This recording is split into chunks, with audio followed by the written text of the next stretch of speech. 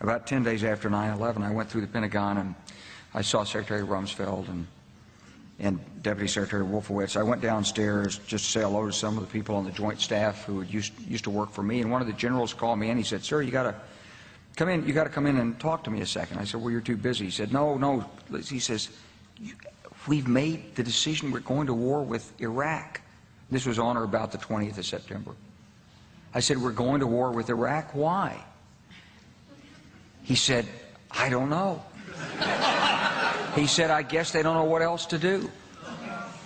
So I said, "Well, did they find some information connecting Saddam to Al-Qaeda?" He said, No. He says, "There's nothing new that way. They've just made the decision to go to war with Iraq."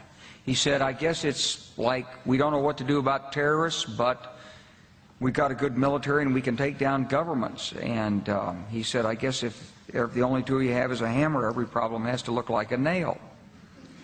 So I came back to see him a few weeks later, and by that time we were bombing in Afghanistan. I said, "Are we still going to war with Iraq?" And he said, "Oh, it's worse than that."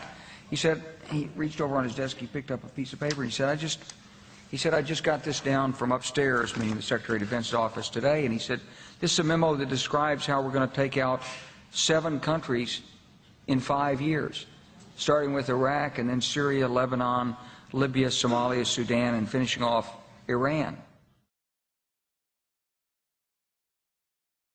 The truth is about the Middle East is, had there been no oil there, it would be like Africa. Nobody is threatening to intervene in Africa. The problem is the opposite. We keep asking for people to intervene and stop it. And there's no question that the presence of petroleum throughout the region has sparked great power involvement. Whether that was the specific motivation for the coup or not, I can't tell you, but there's always been this attitude that somehow we could intervene and use force in the region.